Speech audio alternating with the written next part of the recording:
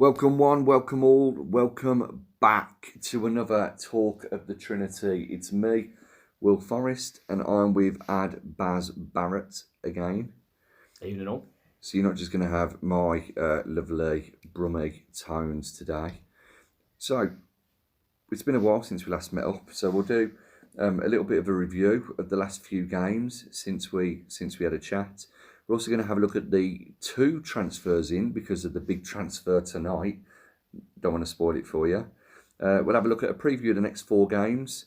Then we'll do a what do we need in terms of points, I think, and in terms of in general, not just transfers. We'll do our links game. We're not going to spray each other with body deodorant. No, we're going to talk about the links that we've had and would we sign those players or not. And then last of all, as mentioned on the last podcast in which we were on, we talked about fantasy football. So we'll be looking at which defensive player from any era that we've watched, which midfielder and which attacker would you bring and put into the current team. Then what would your formation be with those players? But we can go into more detail on that in a little while. Let's start off with the review. So we played Burnley away, Fulham away in the Cup, Leicester City away in the Cup, and of course the game yesterday against Man City at home. What are you thinking about those four games, Baz? Burnley game, New Year's Day. We talked about it when we last met up about how a change of formation was probably required, was what was kind of needed to maybe shake up our own team really, and also shake up Burnley. Yeah. Because they're kind of quite regimented, quite used to dealing with what's in front of them. I mean, funnily enough, we did mention playing three at the back when we spoke, and we ended up playing three at the back. I mean, it ended up being a 3-4-3 rather than a 3-5-2, but it did seem to throw them completely, Burnley, and deserved win. Second half was a bit of a holding on effort. Yeah. I mean, you say about how it surprised you, the 3-4-3. It surprised me because I thought, like you, it was like a 5-3-2 type of formation, 3-5-2, whatever you want to call it nowadays. I thought Grealish would have been in the hole, but he seems to be more of a left inside forward rather than an out and out left winger.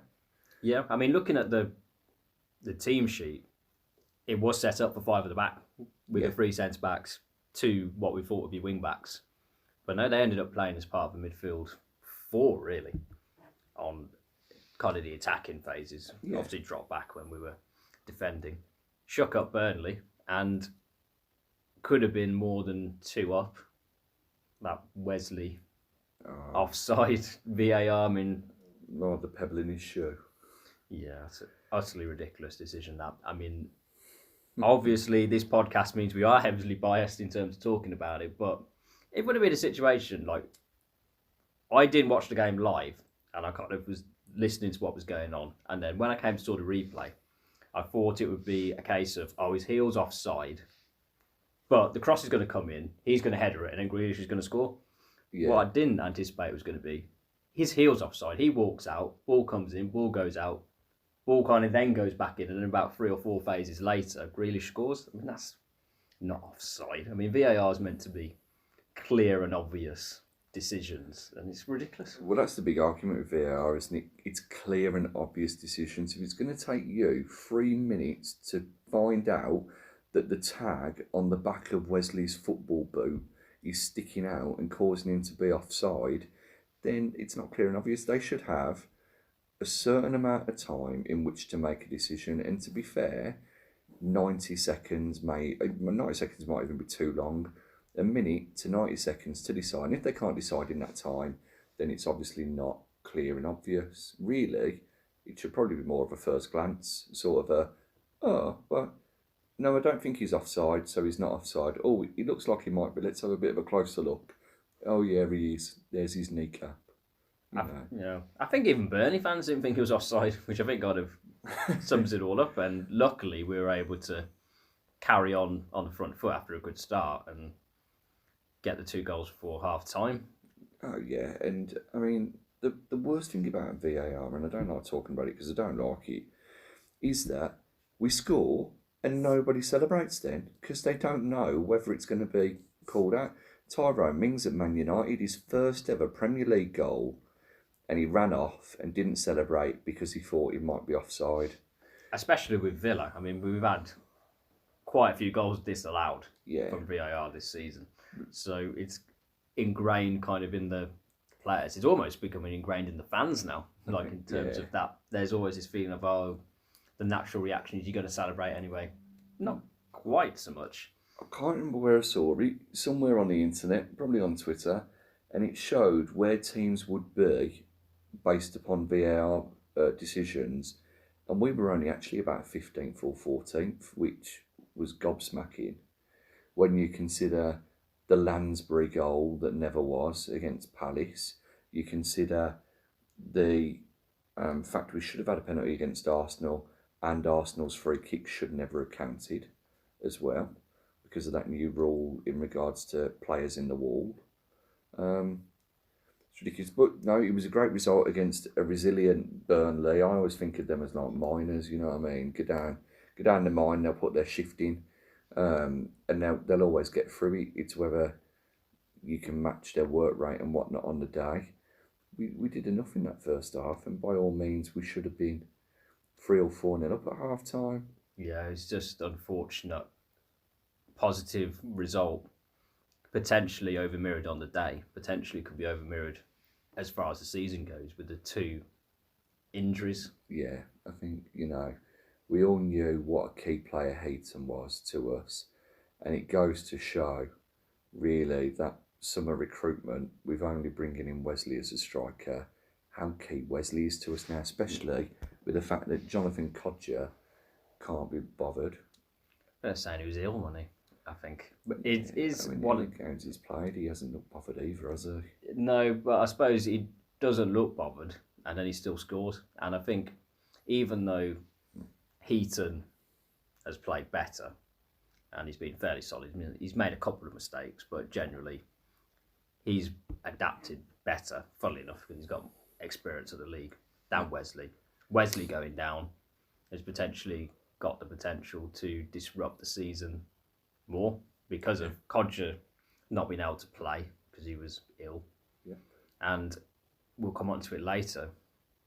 Really going to have to take some urgent steps to address that gaping centre forward shaped hole. Most definitely. And I mean, you look at Codger and you think he's the only recognised striker. Davies, okay, he's recognised in the fact he's had a squad number for the last couple of years.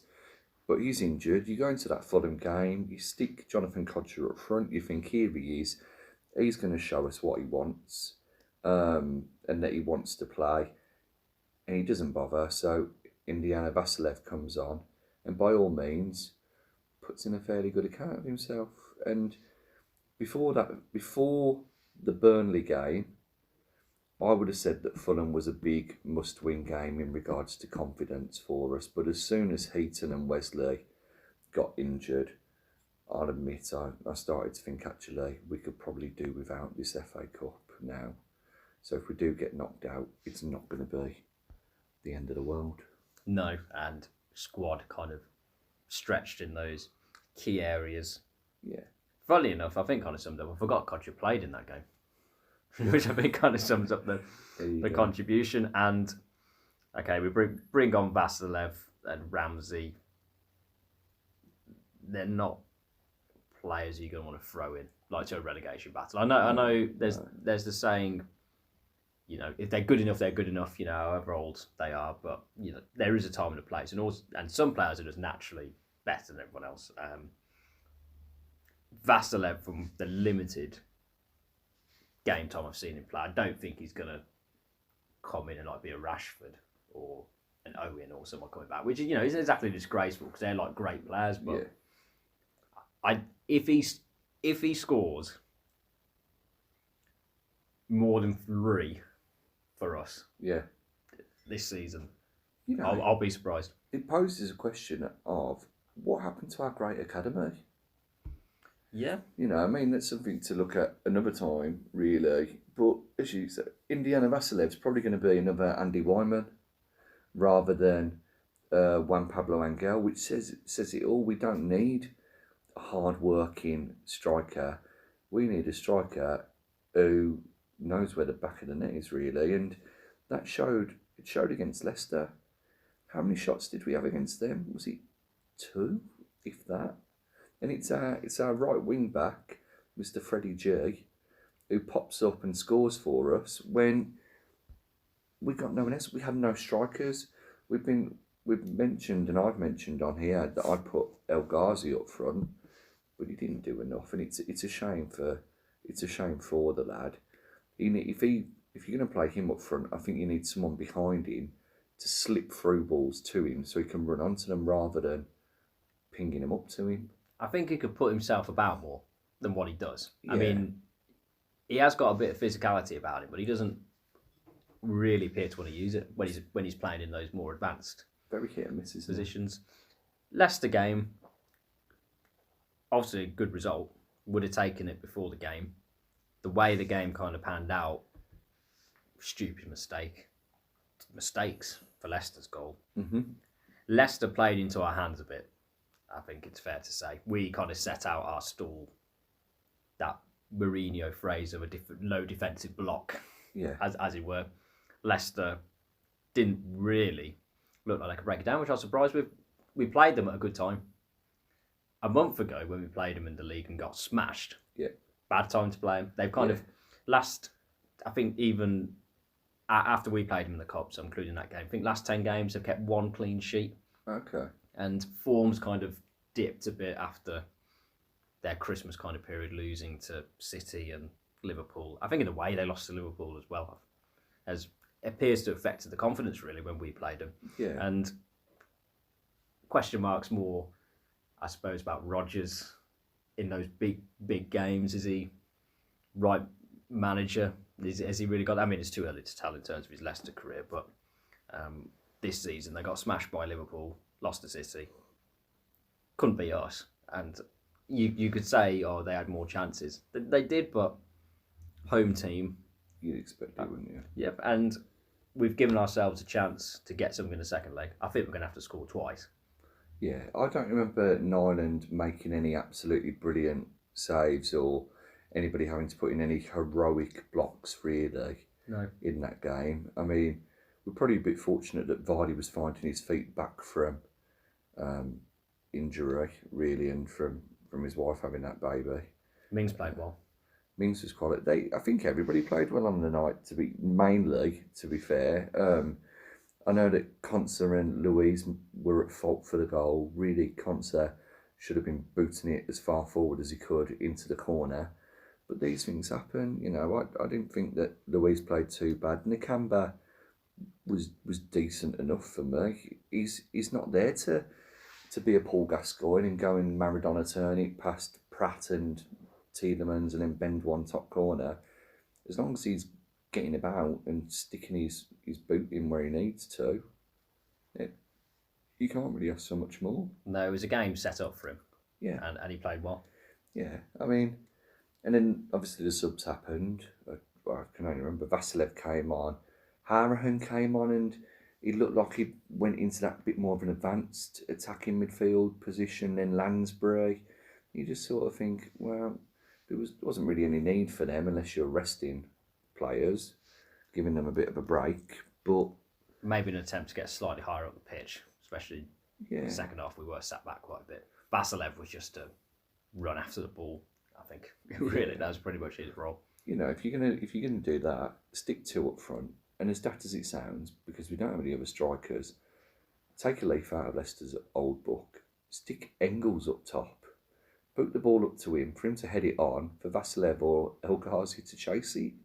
Yeah, give the opposition defence something to think about. Yeah, you know. But hey ho, there we go. Great result. And then we obviously bring in Mr. Drinkwater, which we'll touch upon a bit more. And the interesting thing with him was, I think the last 4 games that he'd played in the Premier League or in any matches were all against Man City. Played against Man City for Burnley, played in the Community Shield for Chelsea against Man City, and his last appearance for Chelsea last season was against Man City. He's obviously a lamb to the slaughter. Well, certainly was on Sunday. Yeah, I mean, it's a shame about the goal that he sort of helped on Tamara's, but at the end of the day, that's 1 out of 6 that he's at fault for. I don't think he was great for the first goal either. I can't remember the first goal. There were that many ago. yeah, there was that many in that quick a space of time. I think that game, we come from the Leicester game where we defensively had a good game. Aim was to sit back, really, against Leicester, absorb the pressure. You try that against Man City, you're going to get spanked. And that's exactly what happened. The teams who've had the most success against City, and admittedly there's not many because they're one of the best teams in Europe, but the direct comparison I suppose you can make is Norwich earlier on in the season. Yeah. They didn't sit back. They had a go as far as they could. But before kickoff, I think we played into their hands in terms of team selection. I thought it was a very negative team selection.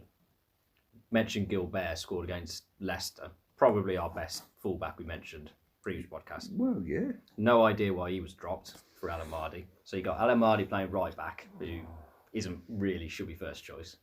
We're struggling a bit for left back. You got Neil Taylor. Yeah. Always going to be a worry, I think, against anybody any good. We got 3 at the back. But we talked about Leicester, and we talked about Burnley in particular, where we thought, that could be 5 at the back, but it wasn't necessarily.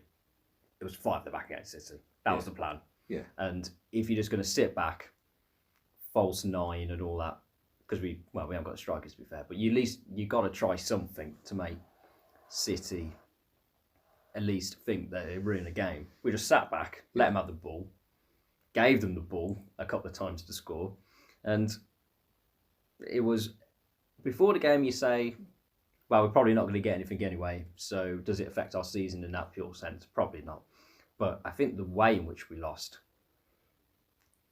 getting absolutely spanked the way we did, really need a reaction next game in order to just clear this out of the system, because Watford was bad. It's interesting to see which result do you think is worse, Watford away or City home? For me, Watford away. I mean, if you'd have said to me, Man City going to spank us 6-1, I'd have gone, yeah, okay. But if you'd have said to me, Watford are going to beat you 3-0 and for half an hour they're going to have 10 men, by the way, they'll have been bottom of the league at that point, or second bottom, I'd be thinking, what? I mean, at the end of the day, unfortunately, I like Smith. I'm not a Smith out person, but we've had too many games where we haven't turned up and we haven't reacted, and we've let a goal in, and it's like, well, we might not bother now. I think the worst thing that happened to us potentially this season were those 2 late Liverpool goals. If we'd have hung on and got a draw or got that win against them, then I think that would have been a massive catalyst for the season, and we'd be higher up than where we are now. We might be doing the Southampton, but unfortunately, we are in the bottom 3.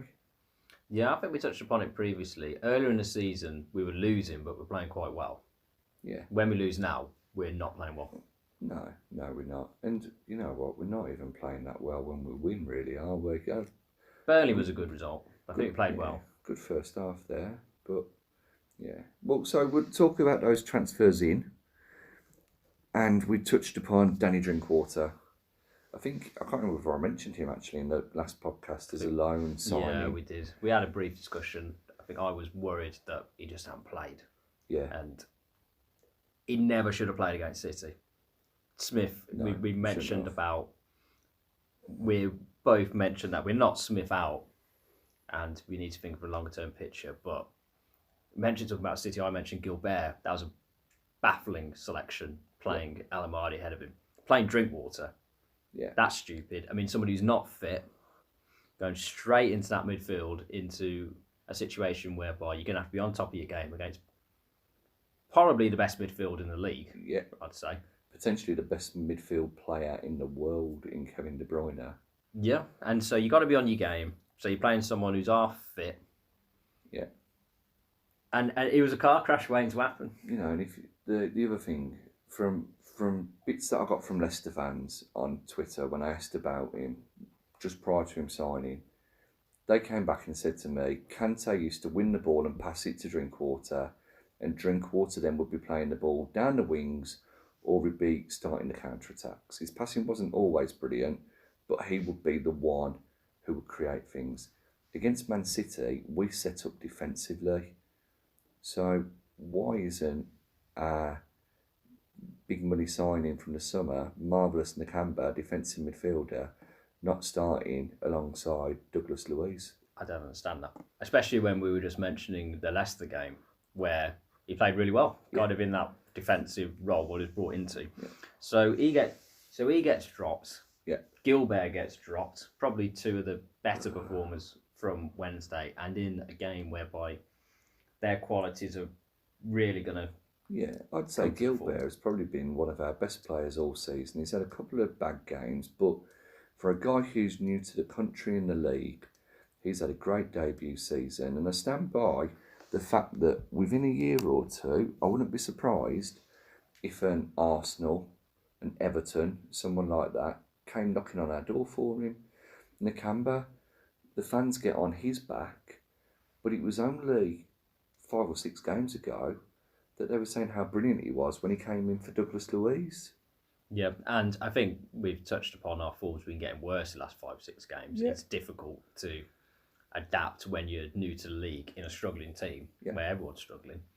I think in terms of the City game, the sad thing is we conceded 6, and I thought the goalie played quite well. I'd have to say, I don't think it was really his fault. We lost 6-1. I've only seen negative comments about Nyland. I didn't see the game because I've been at a family event.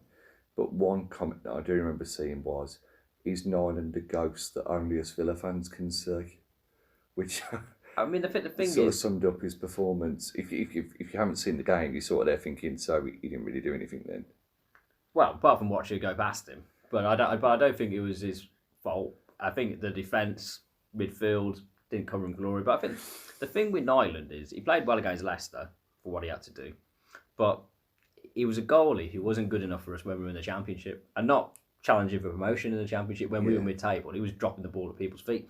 So to expect him to come up to the Premier League after not playing this season is always... I mean, we didn't think he was good enough, like the coaching staff, so when it kind of gets proved, oh, hang on, he's not good enough.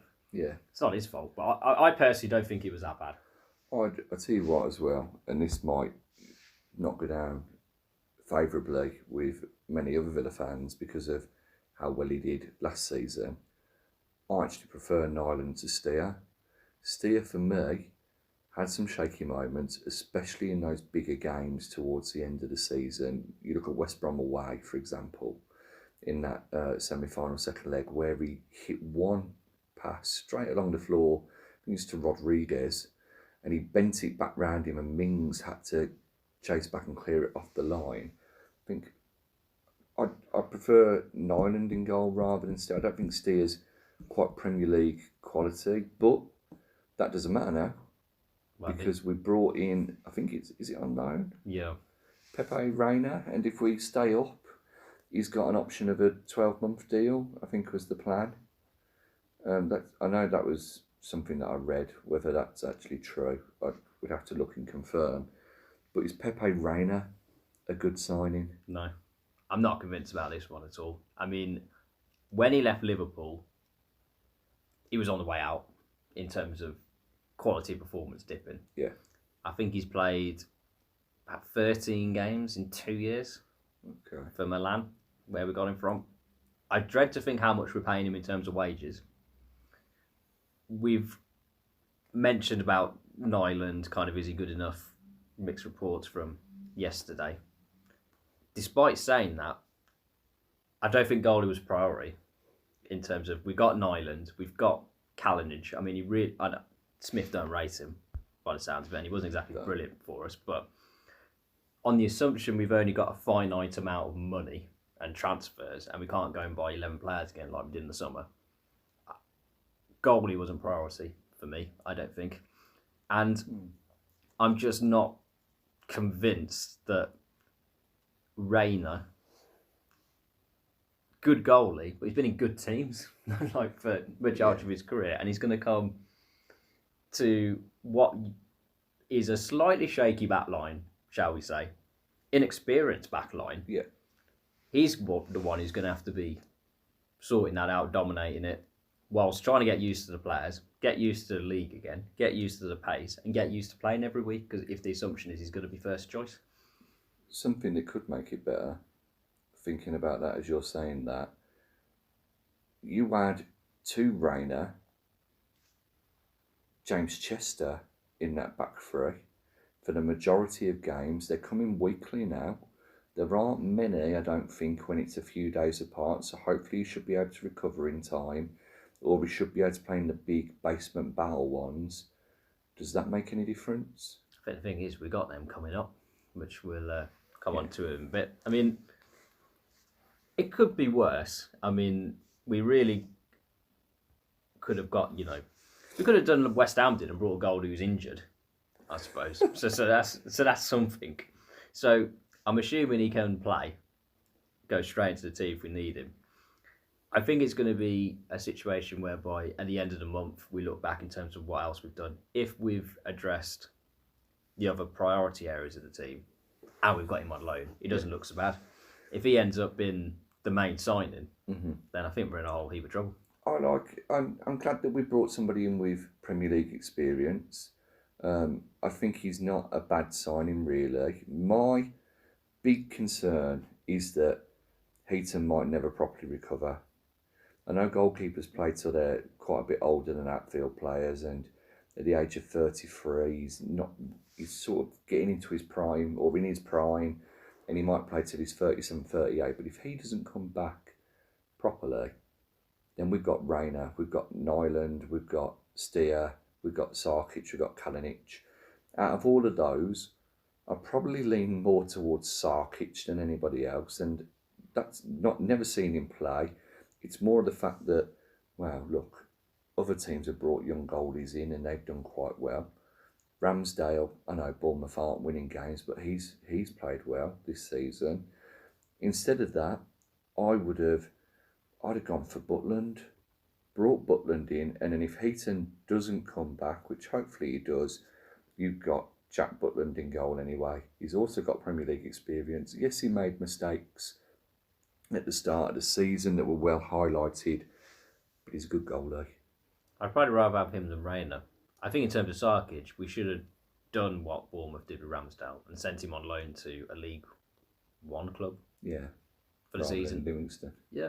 I mean, get him on there for the whole season. Even a championship club who's going to play every week, maybe. Championship club aren't going to take a punt, so League One's more realistic. But I think that would have been a lot more beneficial than half a season at Livingston. Okay, yeah. Well, looking at that then and looking forward, we get onto the previews of the next few games. We'll look at the next four. Going at them one by one. Brighton and Hove Albion away. It's a massive 6-pointer already. And you look at Brighton, they were probably unlucky against us when we played them at home. They had Aaron Moy sent off quite early on. The first time we'd beaten a team, and with 10 minutes the only time this season. And we had Matty Target at the end, thinking he was Neymar at the other end of the pitch to bail us out. Do we get anything at the Amex? That red card in the home game completely changed it, because we were useless for that first half hour. Bournemouth were... Bournemouth? Well, you know, they're two teams on the field at the same time. That's why they were so good. Useless.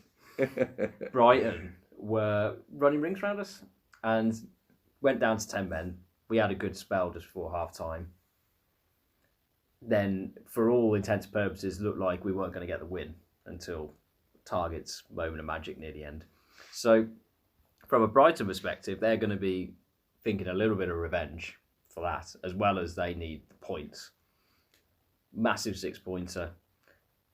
Going to potentially be a situation whereby not a recognised striker. Yeah. Again, depending what we do rest of the week. I don't think that matters so much against Brighton. I think we've got enough creativity to be able to do something if we pick the right team. Yeah. I mean, obviously, I'd rather have a centre forward than not.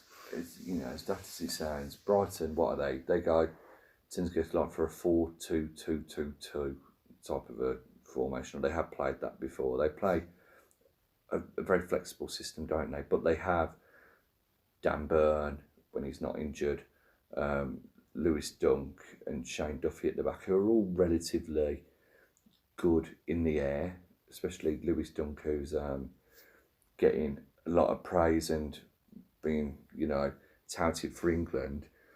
Do you go with the 3-4-1-2 against them and gamble on the likes of an Engels up front who can flick that ball on for you? Or do you stick with what we've got and have El Ghazi through the middle and hope that if you play enough through balls for him, he can latch onto them, and so can Trezeguet?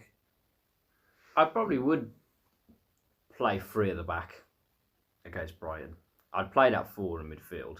I think that would work quite well. And then, do we need the big lad kind of up front to cause them trouble? I mean, possibly. I mean, you've got to look in terms of we created nothing against Man City at home.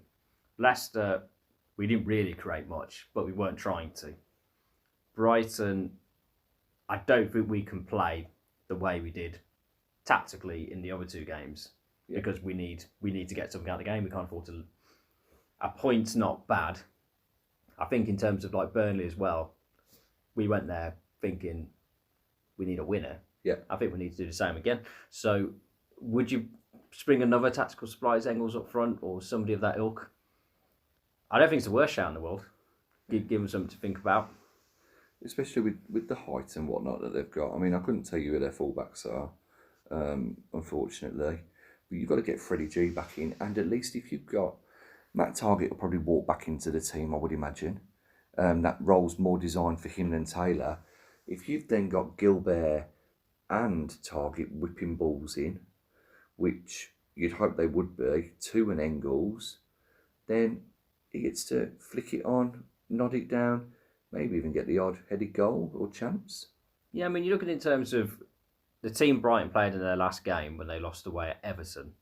They lined up 3-4-3. So I think in terms of us, we should match it, especially if they're going to have the 3 attacking players. We need to match it up. As you mentioned, decent, strong centre-backs, Dunk, Duffy, Webster is establishing himself in the team. So they're going to be able to deal with a more kind of limited in the sense of we're just going to try and pass it in front of them. They're going to be quite comfortable. I think we do need to give them something to think about. Then in terms of their kind of fullbacks or their 2 wider players, like Bernardo played on the left, Montoya played on the right. I think there is scope to, if we're playing kind of inside forwards or more, probably not wingers in that formation, but I think there's a possibility to go and attack them if we've got somebody occupying the centre backs. There'll be spacing behind them, won't there? Yeah, and then in terms of it's their front 3, which is potentially going to cause some problems. I mean, they've got Malpai, Trossard, Yaham Gask. I think I've butchered that completely, but he's come into the he's good goals. Isn't he? Yeah, and see, for me, I'd worry about Aaron Moy in that centre mid, but if you can put someone like Nakamba on him and tell him to just nullify him, then hopefully he can do that, and that's going to be the creative outlet that stopped. Yeah, I mean, I think I have a feeling he's injured. Oh, that's all right then. Moy, which works out well. Fine. which works out well for us, but key game. Obviously, they're decent in defence, decent up front. It's going to be one in the midfield, and that's where we are going to have to try and create something a bit different. Play our best players to begin with, which means bringing in Nakamba, bringing in Gilbert, and getting Grealish in those pockets of space to try and cause some damage in there. And if we go there with purpose, based on what we did against Burnley, you can't say it's absolutely impossible beyond the realms for us to get something, but I do think we have to go with intent. If we go there for a point, we'll get beat. So what do you think we'll get then? What do you think the score will be?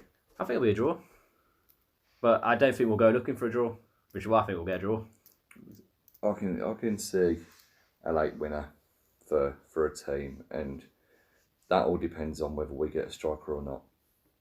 You know, you can see it being Neil Malpai, you know, scoring the goal to send down his old boss, sort of a thing, headline, or could it be Benteke's back type of a scenario? I think there will be a winner for one team, and hopefully that'll be us. Then after that, we've got a rejuvenated Watford side at home who, I mean, they've got good players. I like Watford. I like Decore. I like Capu. I like Pereira, De La Feo. Dean is a thug, but what a good thug of a footballer he is. And Andre Gray, when they play him, he's not bad. He knows where the back of the net is. No. Sar's coming. Yeah. And he's doing well. Yanmar, Foster, Cabasadi's been linked with 25 million moves all around the Premier League. Yep. So they haven't got a bad team there. But we should be looking to beat teams like Watford at Villa Park. In terms of quality on the paper, they weren't a team who were bottom. No. In terms of quality, and they've managed, since Pearson has come in, I think they're third in the form table. Okay. So they've really picked up results, including against us. But as you said, we have to win this game. Yeah. I think it's not even a situation whereby, do you think we'll win? What do you think the score's going to be? We have to win. I don't think there's... I think it's... Talking about 6 points in terms of Brighton game, I think this is like a 25 points against Watford. If we lose at home to Watford, the double done over us. They did a double over us when we got relegated, from what I can recall. Yeah, 3-2. I think it was 3-2. Yeah, I think we were winning in the away game and lost somehow. But late sending off. Alice Sissoko, was he? Yeah, it was pretty grim. I remember. Like most that season was fairly grim. But we can't lose Watford. I mean, in terms of, we need the confidence. We need to be beating, as you said, teams around us, especially because our record against the top half is terrible. Yep.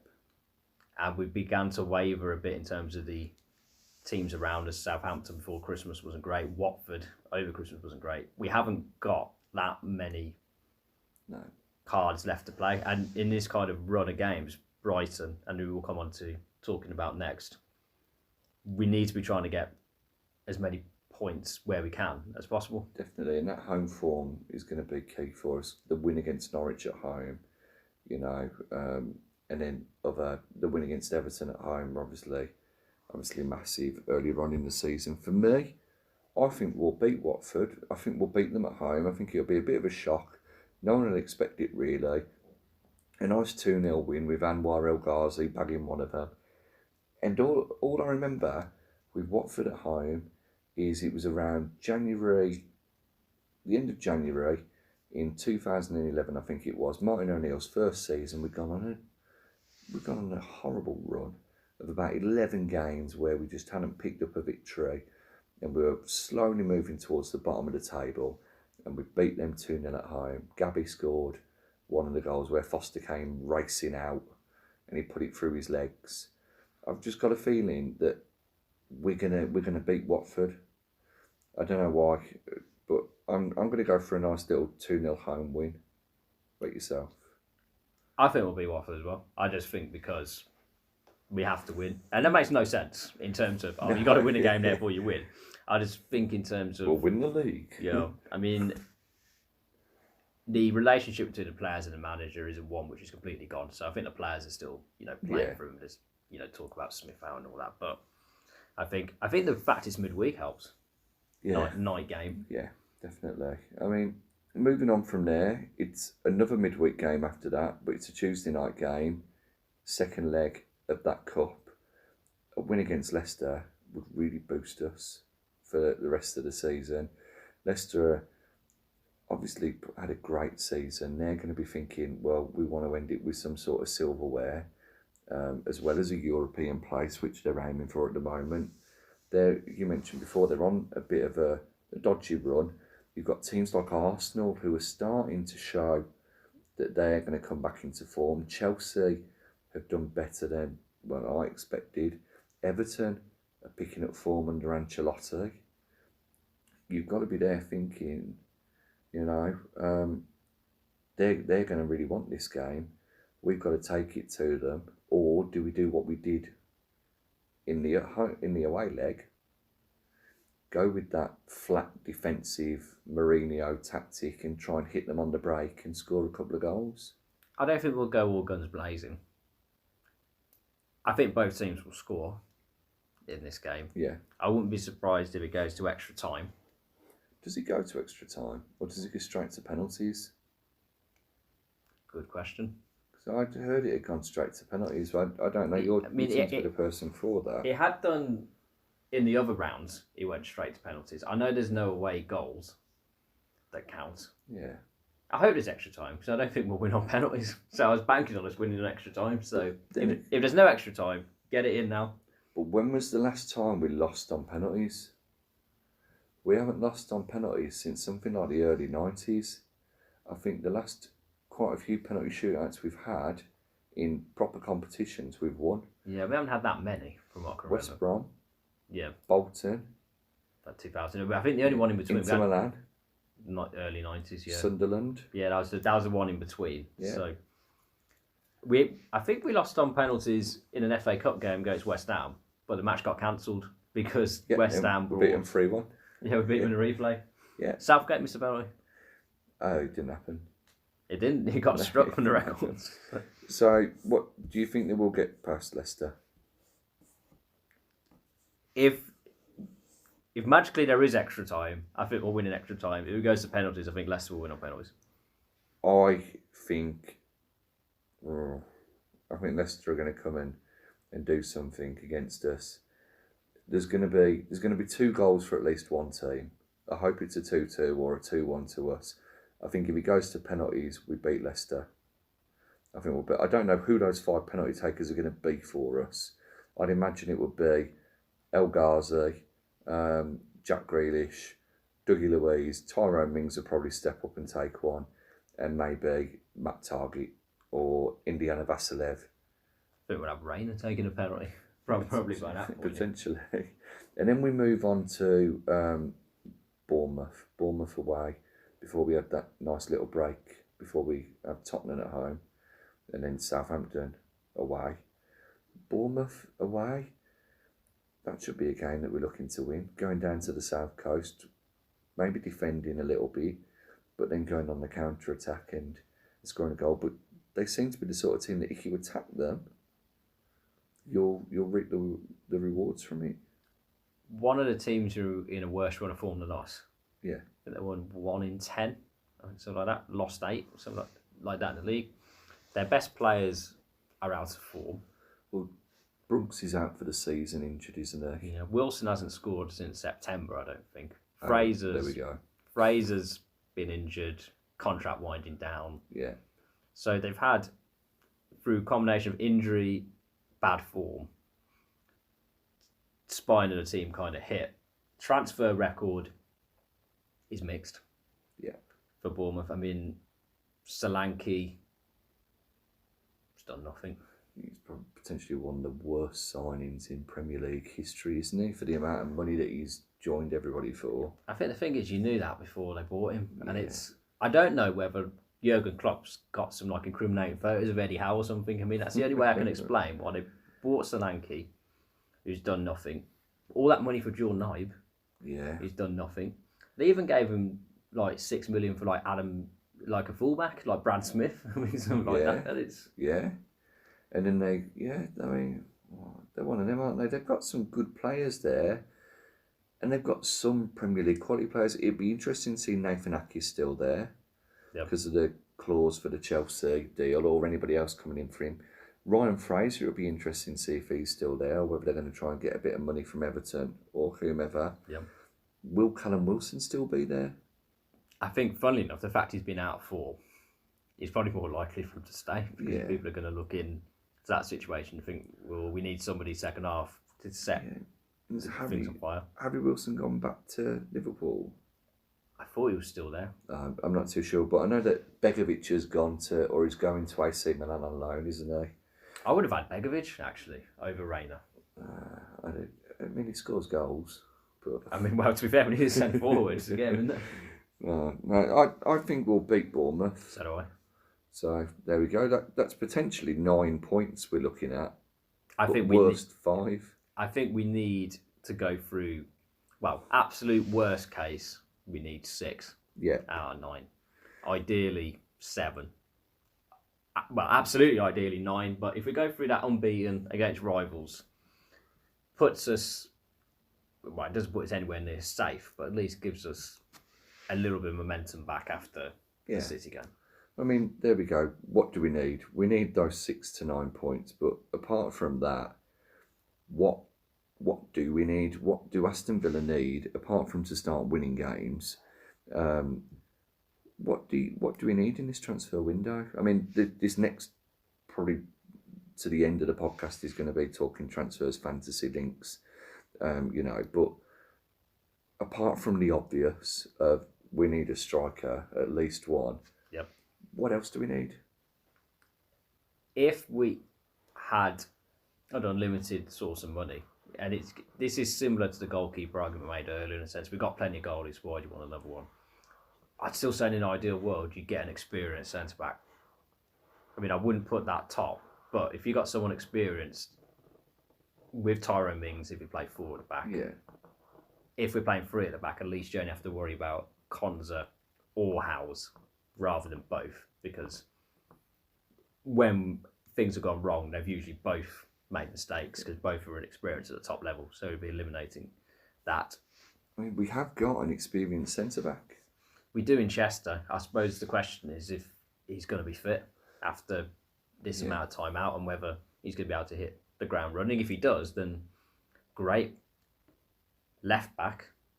Left back's an awful position for us, isn't it? I'd much rather play Neil Taylor than Matty Target because I think you need, first and foremost, you need your left back to want to defend. I don't think it's an issue necessarily that Neil Taylor doesn't want to defend. I think the issue is he can't defend. I think that's a problem. I'd be honest with you, I think Taylor wants to defend. That's why I don't like Target. Target wants to be George Best. Possibly. Taylor's, I don't rate him at all. I don't think it's an enviable choice to have. If you could combine elements of the both, you'd still only end, like the best elements of both, you'd still only end up with an average fullback.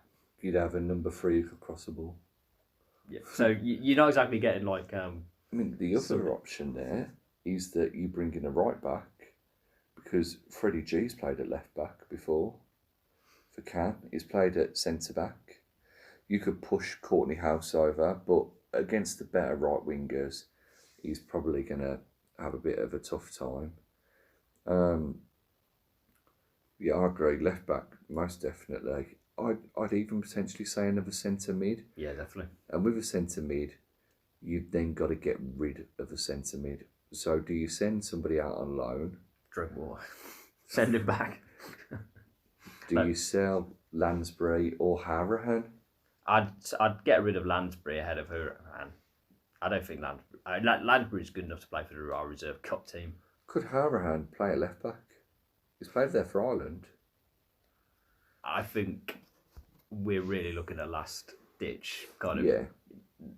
Everyone else has already left the building of playing Hurahan at left back. I suppose, being as though we're playing teams who aren't very good, relatively speaking, in the next few weeks, if you're going to throw him in, you throw him in there now to get some experience. But I wouldn't fancy him coming up against De La Feu, if I'm honest with you. No, to be fair. But against a couple of the other ones that we've mentioned, I wouldn't feel so bad. Centre mid, we need somebody who will take the game by the scruff of the neck. We need John McGinn. Yeah, we need need informed John McGinn. Yeah, or if you're looking old school, you need somebody, like a Roy Keane type character. I'd look more for a Milner or a Barry. I think we need somebody who's going to just take that team by the scruff of the neck and just kind of do a better job. Like Grealish is trying to motivate and kind of he's the one talking kind of all that. I think we need somebody with a bit more authority, someone who's kind of been there, done that, kind of got the cuts up the legs, kind of, as it were. I mean, Chelsea could lend us Kante. And Kante and Drinkwater might be able to do something, but I don't think that's going to happen. No. We obviously need one striker. I think we need two. Yeah. People talk about wingers as well. Depending on the formation we're playing, we don't need another winger to come in. But if we are going to go back to playing wingers, then we definitely do need another winger. Will we go to 4-2-3-1 like we did against Norwich? Will we stick with this 3-4-3, 3-4-1-2? Will we go back to 4-3-3, which is Smith's favourite formation? You know, you're sort of looking there thinking, you probably do need a winger. Yeah. But they're going to be expensive, and are there many with Premier League experience? There's not, in terms of, I suppose, if you're looking wide player or winger, kind of, as it were, and it, as you said, it does depend on the formation which we stick at. I think kind of 3-4-3, if we're able to get a centre forward in, and that's a big if, obviously. Yeah. That works best, I think, with the players we've got, plus a centre forward. Yeah. Somebody focal, kind of up front, and then with, Grealish playing off him, and maybe Trezeguet or El Ghazi or someone else like that. I think that works best with the players we've got, which obviously relies upon us finding a striker. And if you're looking kind of more kind of wide players rather than wingers, someone like Bowen, I think he hasn't got Premier League experience, but if you've got an established centre forward up there, then you've got a bit more to play with in terms of a young up and coming player. But it really does depend on that centre forward position and nailing that down. I think for me, wing wise, it cost an arm and a leg. Benrahma. Benrahma's been excellent this season. I think he's got 4 goals and quite a few assists for Brentford, which doesn't touch upon Bowen, but Benrahma knows Smith. He wants to join, apparently. So go after him and get Grealish back in that hole. But we'll look at the links that we've had then. So I'll fire you a name. You tell me whether it's a yes for you or a no for you. Okay, so we'll start off with Benrahma. If we don't get stitched by the Brentford tax, I'd have him. Yeah. If I'm understanding, one of the issues in the summer was they wanted a stupid amount of money for him. My concern would be because Brentford are doing well in the Championship and have got a decent shot at promotion. Yep. Price hasn't gone down, I don't think, since then. It's probably gone up. So if money was no object, it would be a yes. But if they're coming back and saying, we want 30, 35 million, then I'd spend the money elsewhere. I'd take him 20 to 25, but you've got to spend the rest of that. You've got to spend big money like that on other aspects of the team as well. Yeah, I don't think it's worth 25 million. Yeah, just that as well. Bowen? I'd take Bowen. How much are you looking to spend on him? If we get him for 8 to 10 as an absolute cap in this market, I think Hull, they're doing nothing in the Championship. He's been loyal to them for a few years. He can probably play the card of, you're not getting relegated, you're not getting promoted, I've done my bit, here's my move. Whether he'd want to jump to a move to Villa, I think it's going to depend on if other teams kind of come in from as well, because who the other teams I've heard linked with him, West Ham and Newcastle, they're not exactly doing much better than us, as it were. So if we can get a decent price for him, I would take him. I think I'll go around that 6 million mark for him because of him winding down his contract. And you look at players who are better than him, Ryan Fraser, they're talking about 6 million for him. Why'd you pay much more for Jared Bowen? Buendia at Norwich has been linked. He's a good player. I'm not entirely sure is what we need in the current situation. Again, price, are Norwich going to want to sell to a rival? Yeah. How much? He played very well against us as well at Villa Park. Yeah, he was a very good player in the Championship. He's shown it in fits and starts in the Premier League. If we're able to get a good price, squad player, I don't see why not, but I wouldn't want to pay a significant amount of money for him to go straight into our team and he's the guy who's going to try and rescue us. Okay. So, it'd be a no from me for him, to be honest. Vida, the Croat centre-back, 6 million. I think for 6 million, you're thinking, Captain, you're not getting leader. much better value than that. I'm only slightly nervous about Croatian players after the last one we bought. He can't get a game for our kind of reserve team in goal. Well, Vida's got 7 goals in his last 2 seasons as well. Play him up front. That's what we need. I think for 6 million for a Croatian international centre back, I mean, economically, you're just going to go yes, purely because mentioned earlier we need some experience. You're probably not going to get much better value than that. 2 links to come out today, both from Serie A, I think. Callahan and Llorente. Yes, that Llorente. That Llorente, I'm not sure what he's been doing in Italy, but he does kind of fit the mould of experience centre forward. He has experience of relegation dogfights with Swansea. Pretty much, he kept them up kind of 1 year along with Sigurdsson, I think. So I'm not entirely sure what he's been doing in Italy, providing he can still kick a football or head a football, and he hasn't, kind of got a deteriorating injury when he can't play. For a loan move, definitely can't see why not. It's worth a gamble to the end of the season, isn't it? Yeah. Callahan. Where would he fit in our team? He's a winger, isn't he, at Napoli? But if he was Premier League quality, surely he'd have moved to the Premier League before.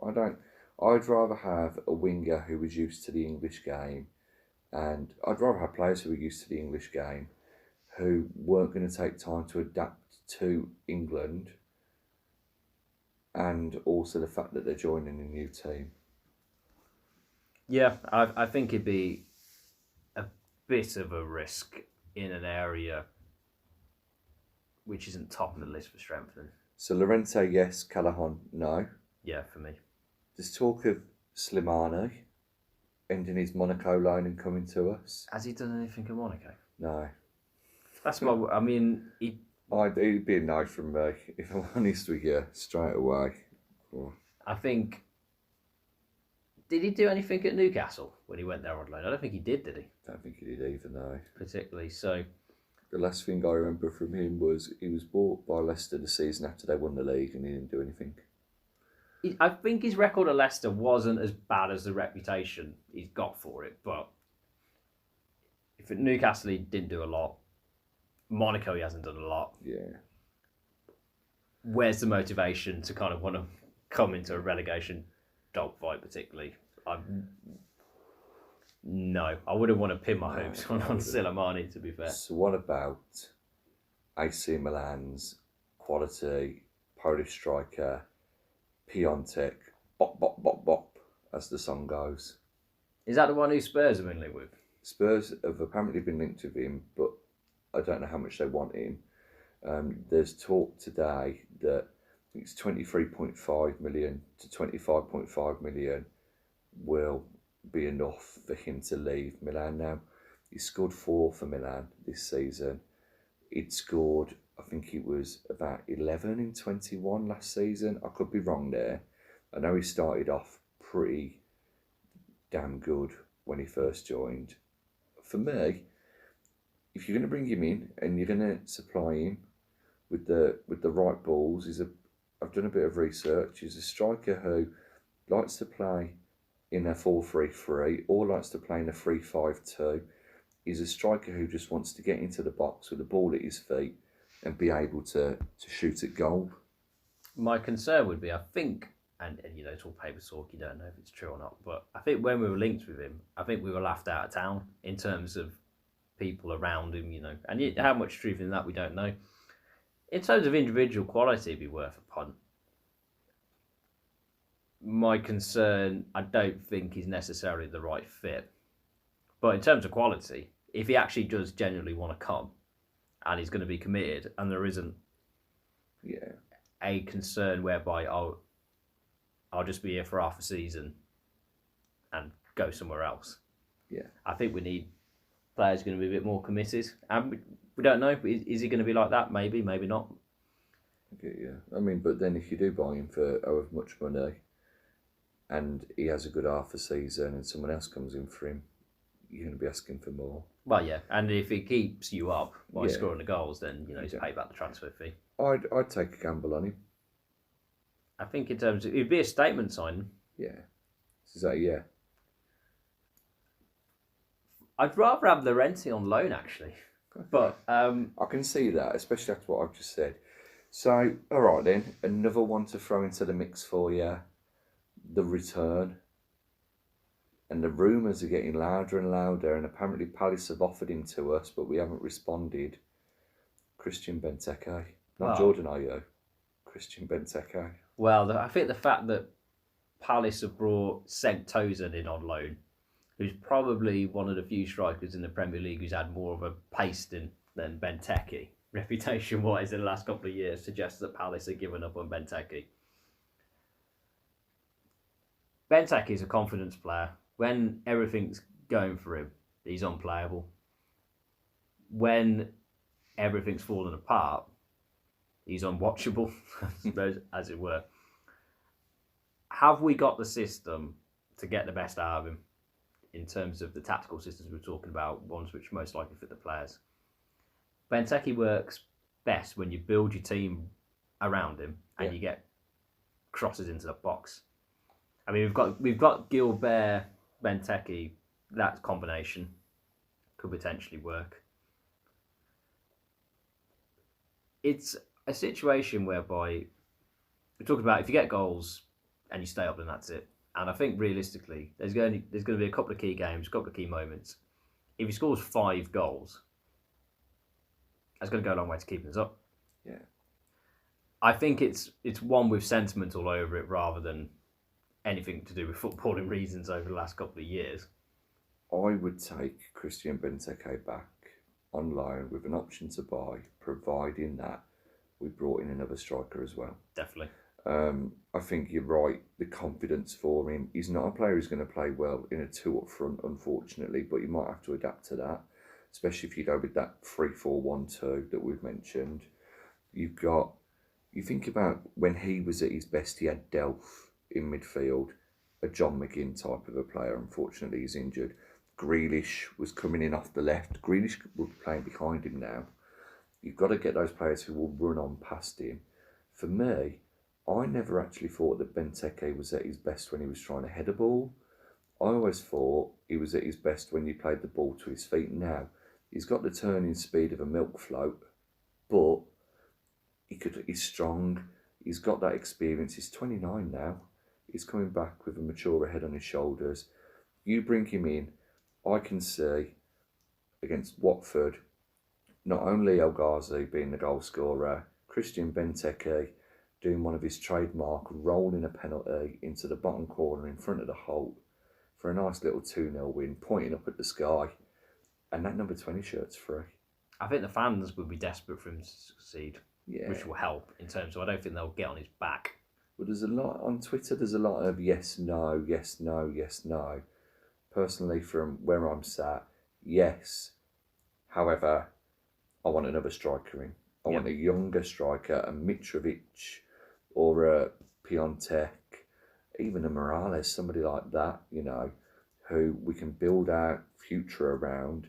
Benteke can come in as well, and hopefully he hits the ground running, he scores the goals, and we can turn it into a proper permanent deal once he's kept us up. Yeah, I'd agree with that. In with somebody else, take the pressure off. Yeah, definitely. And get something done on loan as well, slightly less pressure.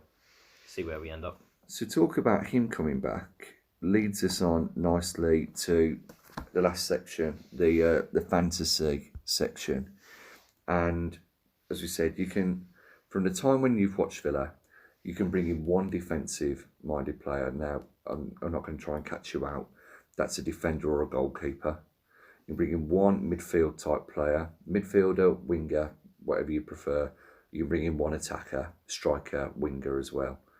And you can put those 3 players into the team now. which three players are you bringing into the team from your experience of watching the Villa since that QPR game? Who's your defensive player that you're bringing in? I'm going to cheat slightly in terms of my free picks. Obviously, you've got to VAR. Well, yeah. I mean, we got plenty of time to get that checked. So, in terms of time watching Villa, it's been nearly 30 years. Okay. So, got a whole bunch of players from a lot more successful teams than what we've got currently and what we've had at other times. Yeah. What I'm going to try and do is pick 3 players who have played for Villa, some more tenuous than others, who are still playing now. Okay.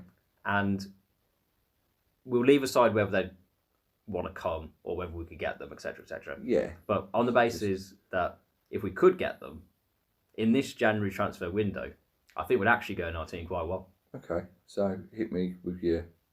Do you want to hit me with your formation and your players and how it line up, or? I think they fit in terms of the 3 players I'm going to pick will fit in terms of whichever formation we play, which we talked about, because they're problem positions. Okay. The first player, slightly tenuous, as in he did play for Villa on loan for half a season, goes into primary position that I think we need, a left back. Okay. European Cup winner. Yeah. Still think he would, if we signed him, I think he'd get in our team. Okay. First choice. Ryan Bertrand. I thought you were going to say him. Yeah. Yeah, fair enough. I think Bertrand would join us come the end of the season. Maybe not now. Come the end of the season. Because we had a run in like the late 2000s, kind of early 2010s, where we got decent fullbacks on loan. Like we had him. Kyle Walker. Yeah. Yeah. And in teams who weren't very good as well, and they're probably the best players. Okay. So I think because Walker's a better player, obviously. Yeah. But I think because we've got Gilbert, who can fill in a right back. Bertrand fills an area, left back. I think he's probably would likely come to us. So how many defenders have you got then? I think You going for the 5 or the 4? I think he fits both. Okay. But I think in terms of, because I think we are suited better with 3 at the back. I think he plays, if we're playing 4 in midfield, I think he's defensively solid enough, but he's decent going forward. Probably better going forward, which is what you need. I think if you're playing him on one flank, Gilbert on the other. Also, if you're playing a back 5, Yeah. I think they're both perfectly solid defensively. And I think they complement each other quite well. So that's where I'd go for him. Midfield, I think we need a centre midfield, someone with a bit of authority. This one's a bit obvious. I think we mentioned him before. No chance of him coming. Yeah. One of our best central midfielders of the last Eric Chimber. 10, 15 years. Well, McCoon the second. No, not quite. James Milner, Yeah. still playing. I mean, obviously he's Fantastic player. slightly better things now, but he'd walk straight into our midfield, centre midfield. I mean, he would literally walk. You don't really do much running anymore. But the amount of experience that he'd bring around younger heads, I think he'd play a vital role if we were able to get him, which we won't because he's too busy winning the league.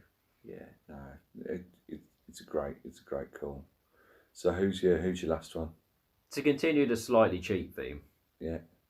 centre forward, scored most goals in the league season since I've been supporting Villa. Another loan player, Yeah.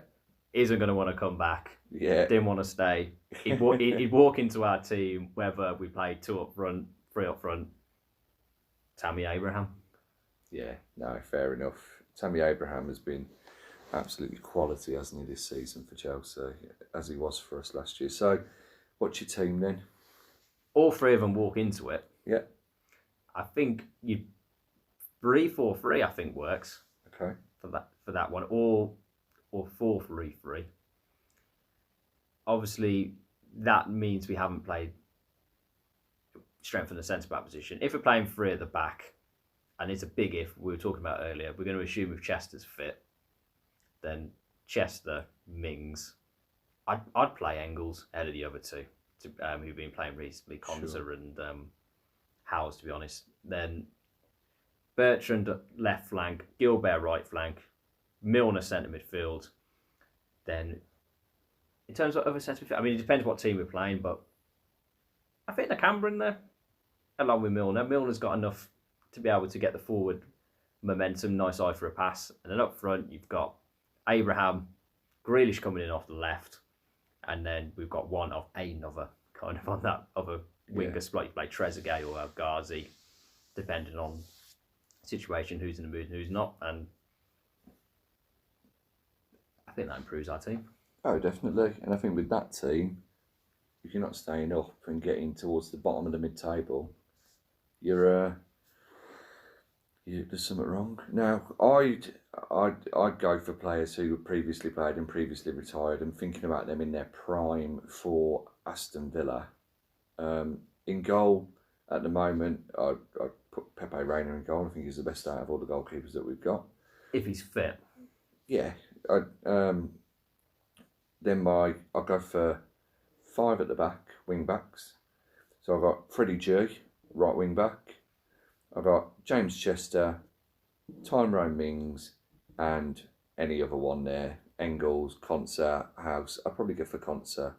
I'll probably actually have Konsa on the right and Chester on the left. Yep. My left wing back, probably the best left back I've ever seen at the Villa, despite his diminutive stature. That left foot that he had, thinking back to his first ever goal for us against Middlesbrough, Alan Wright. He was the perfect left wing back. Yes, he didn't have height, but he got forward, could take a free kick, could take a corner. He was always jumping up in the air and beating players in the air, and he was able to get forward and back. And you could tell that he loved the club. Yep. He was a great wing back, and he'd suit that system.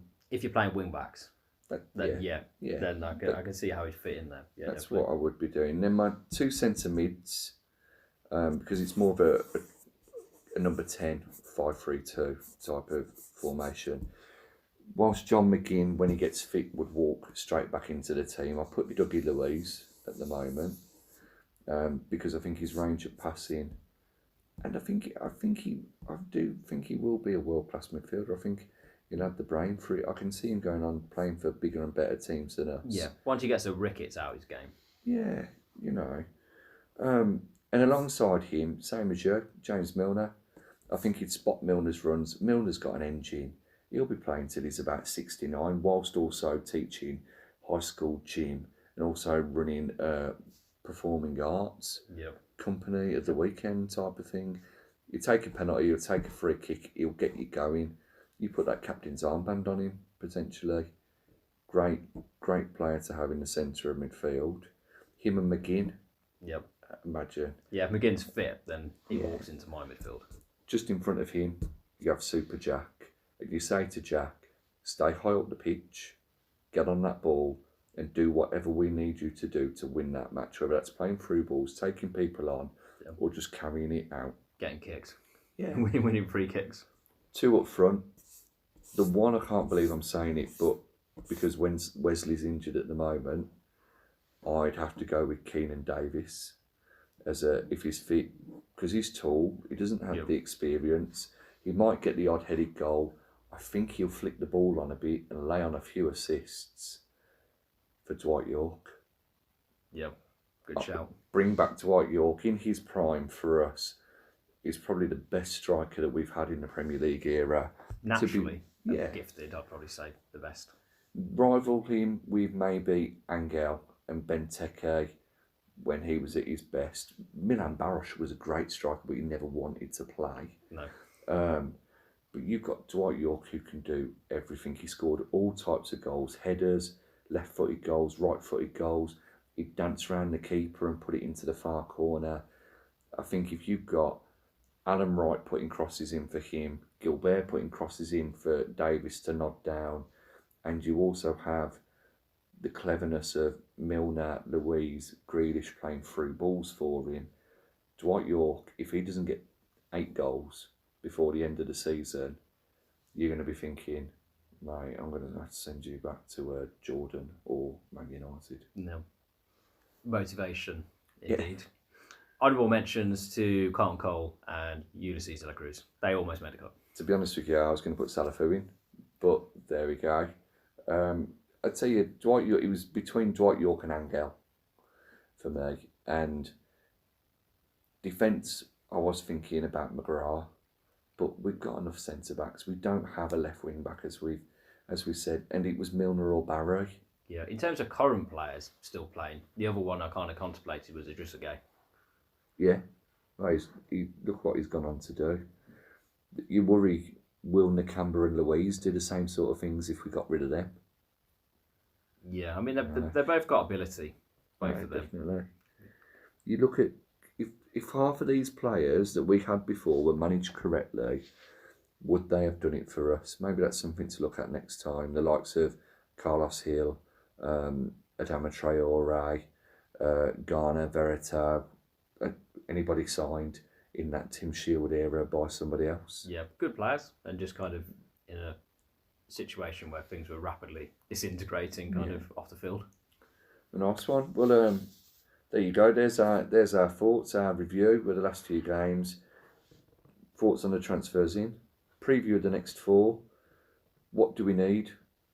Links, and there's hundreds of links at the moment. Hopefully by the next time we're sitting down, we've signed a few players, and also our fantasy. Thanks for listening. Don't forget to hit that subscribe button if you'd like to. We're on Twitter, Talk of the Trinity. It's at Talk Trinity, just to shorten it for you. But be sure to catch us back. I'll probably do 1 or 2 little podcasts in the meantime, but next time me and Baz will be back will be after that Bournemouth game before the Tottenham one. Hopefully we'll be in the dizzy heights of 15th by then. That'd be nice. Maybe we could do it on the FA Cup weekend. Well, yeah, we're going to have some spare time. Nice one. Well, thank you. Cheers, Ta. Thank you very much. Up the Villa.